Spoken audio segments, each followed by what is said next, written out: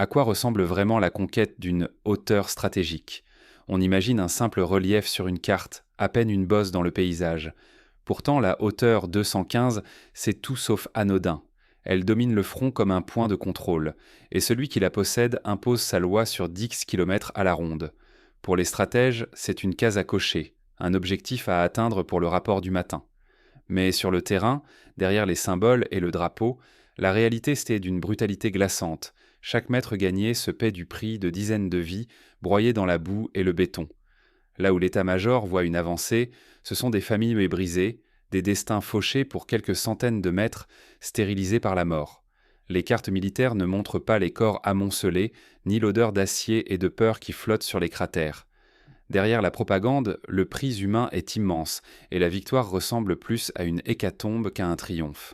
Croire au récit officiel, c'est oublier cette vérité. La conquête de la hauteur, 215 n'a rien d'une épopée. C'est un massacre, une mécanique de sacrifice où chaque décision abstraite se solde par des pertes irréparables. Refuser de le voir, c'est accepter de répéter les erreurs du passé, pour quelques lignes rouges déplacées sur une carte. Mais que s'est-il réellement passé sur cette hauteur 215, loin des communiqués de victoire? Entrons dans la réalité crue de ce champ de bataille. Ce n'est pas qu'une colline, c'est une forteresse souterraine où chaque mètre a été bétonné et piégé. À première vue, la hauteur de 115 ressemble à une simple élévation couverte d'arbres clairsemés et de ruines. Mais sous la surface, c'est une véritable ville enfouie, renforcée par des années de béton coulé, avec des galeries et abris capables de résister à presque tout. 2 bataillons entiers y sont retranchés, prêts à défendre chaque couloir, chaque sortie, chaque mètre carré. Ce point n'est pas choisi au hasard. Toute la logistique de la région passe à portée de ces armes. Contrôler cette hauteur, c'est contrôler les routes, couper l'approvisionnement, transformer le moindre mouvement ennemi en cible facile. Les convois qui s'aventurent sur les pistes en contrebas deviennent des proies, jour et nuit, pour l'artillerie et les drones qui veillent depuis la colline. Mais ce qui rend la hauteur de 115 encore plus meurtrière, c'est cette obsession du commandement. Il faut la prendre. Pas pour le terrain, ni pour une victoire tactique réelle, mais pour le symbole. Les cartes sont rayées de flèches et de couleurs, les ordres tombent, intransigeants. Prendre la hauteur coûte que coûte, peu importe la topographie, peu importe les pertes. Chaque mètre arraché se paie du prix fort, des dizaines de vies anonymes sacrifiées dans l'espoir d'hisser un drapeau pour le rapport du matin. La logique de la guerre industrielle écrase l'humain, et l'obsession du commandement efface la valeur de la vie individuelle. Comprendre les enjeux ici, c'est ouvrir les yeux sur la réalité. La guerre ne tue pas seulement les corps, elle anesthésie les consciences. L'objectif n'est plus stratégique, il est devenu fétiche, et ceux qui avancent vers cette colline savent qu'ils sont bien plus que des pions sur une carte. Mais ce qui attend ceux qui gravissent cette hauteur, ce n'est pas un simple combat. La montée vers la hauteur. 215 n'est que le début. Ce qui se joue au sommet dépasse l'entendement, et la vraie bataille ne fait que commencer. À chaque tentative, le prix payé se compte en dizaines de vies perdues. L'assaut pour la hauteur, 215 n'a rien d'un acte héroïque. C'est une mécanique de mort, cruelle et méthodique.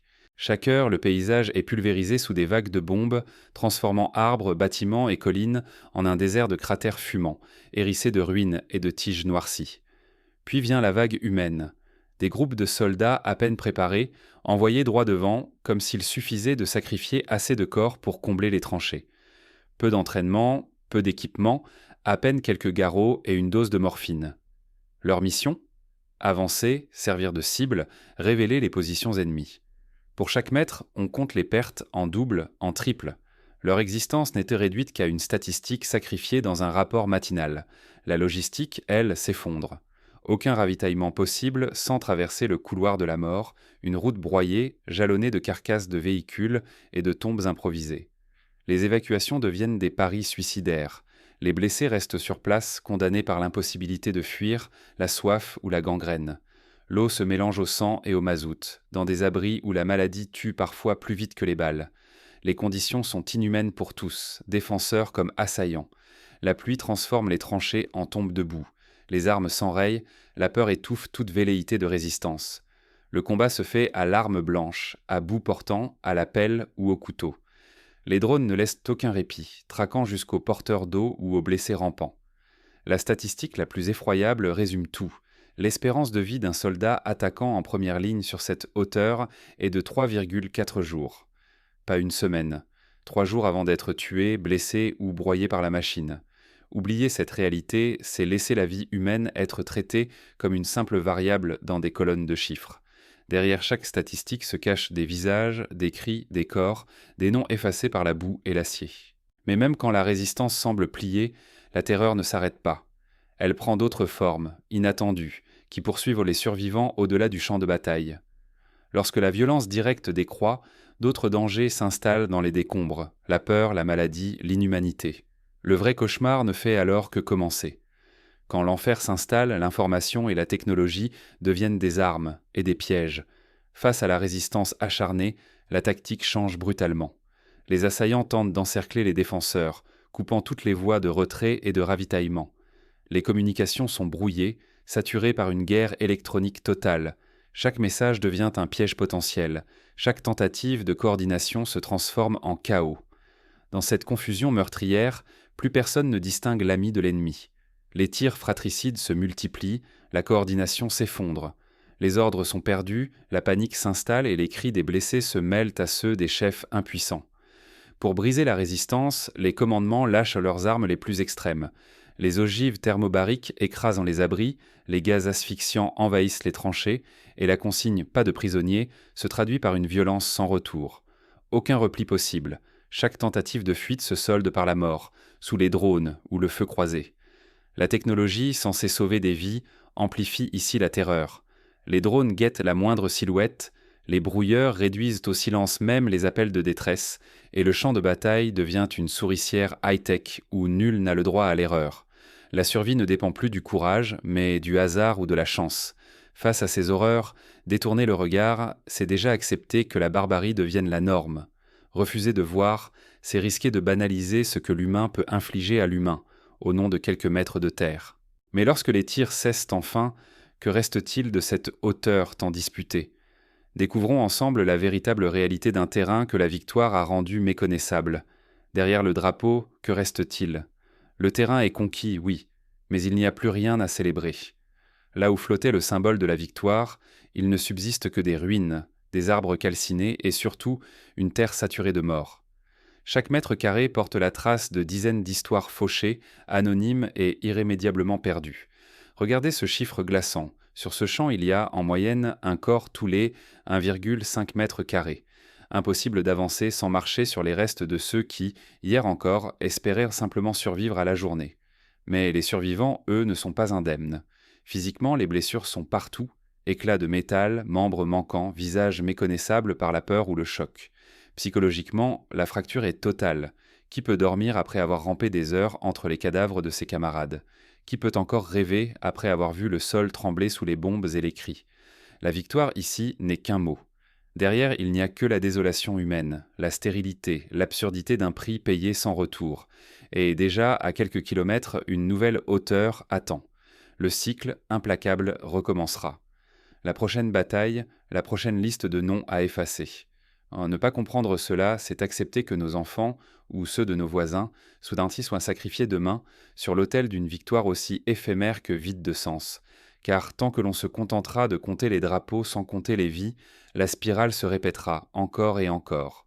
Alors, face à cette réalité, que pouvons-nous faire, chacun à notre niveau ?